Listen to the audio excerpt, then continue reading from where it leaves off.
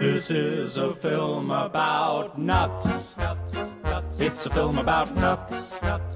That's right, like peanuts and pecans, pistachios too.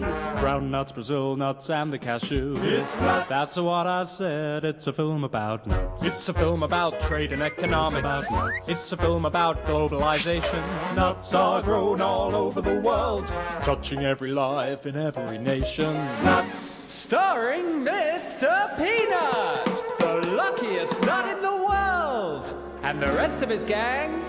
Hit it, boys! Just in case you forgot what this film is about, this is a film about nuts.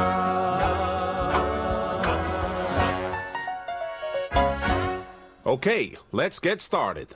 This is a bowl of nuts, and some of them have had a bumpy ride. But not me, 'cause I'm an American peanut. I was born in Georgia, in the deep south, with a silver spoon sticking out of my mouth. I sure was surprised when I realized I was the luckiest nut in the world. I traveled around all over the globe, and I was pretty shocked at what I seen. All around there were nuts, struggling to survive. While he was living the American dream. Our politicians tell us that trade liberalization is going to make things better. But what exactly is trade liberalization? Liberalization is the process of becoming more liberal or free. Trade liberalization is therefore making trade more free by removing trade restrictions. Well, I suppose in theory it sounds pretty good. We all like freedom. But from what I've seen, things aren't exactly working out as planned. We're gonna tell you some stories that'll make it clear why these problems won't disappear. By making trade free indiscriminately, it's only making things worse. It's not a blessing but a curse, and it's happening more every year.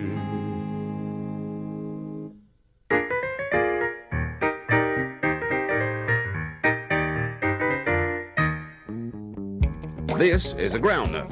He's a groundnut. Groundnuts are part of the peanut family. Cousin of the peanut. This groundnut originated in Senegal, a country in West Africa. Groundnuts have been grown in West Africa for centuries. They were brought to Africa by the Portuguese in the 16th century. And later on, groundnuts replaced slavery as Senegal's biggest industry. And by the time Senegal got their independence in 1960, groundnuts were their main export crop. By specialising in the thing that a country does best, and then trading for the other things it needs, it maximises its productivity. But like many newly independent African states, Senegal lacked the resources to invest in their development. They needed cash, so they got some help from the World Bank. We're satisfied as to your credit and income, and we're glad to make you the loan. The World Bank encouraged Senegal to focus on exports, to earn the cash to repay this debt. And Senegal's main export was groundnuts. But then, in the 80s, something happened that no one had counted on. Because groundnuts appeared to be a lucrative and stable export crop, other developing countries began to focus on producing groundnuts as a means of earning foreign currency. As more and more countries were producing groundnuts, more groundnuts were on the market, and so the price fell. It's the law of supply and demand. When supply goes up without a corresponding increase in demand, the price will go down. With the bottom falling out of the groundnut market, Senegal was getting less for their nuts. And they had to borrow even more money just to keep their head above water. Facing bankruptcy, Senegal implemented an economic reform program with the aid of World Bank economists. This program followed the economic thinking of the time and called for trade liberalization, which begins with the removal of tariffs and duties. So taxes on imports of foreign nuts were removed. Then privatization, reducing government involvement in industry. The state-run groundnut company Sonicos, which had guaranteed prices to the farmers, was partially privatized. And cuts in public spending. They implemented the new strategy for 10 years, but the situation only got worse. As the price of nuts went down, the debt got out of control. And today, Senegal is officially one of the world's most indebted nations. They spend more on paying their debt than they do on health and education combined.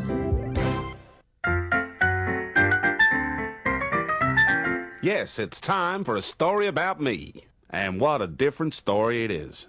American peanuts are one of the most protected cash crops in the world. The U.S. government invested heavily in the peanut trade to set up all the equipment. And to this day, the industry is heavily subsidized. Peanut farmers get a financial bonus from the state for every ton of nuts they produce, which allows them to sell the nuts at a lower price. So it's the 21st century, and what do we find?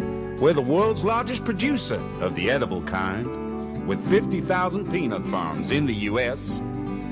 Today peanuts are big business, adding $4 billion to the American economy. Peanut farmers have nothing to fear. 'Cause the average American eats 6 pounds of peanuts every year. Unlike Senegal, we didn't need a foreign loan. We could set up our infrastructure all on our own with no debts to repay.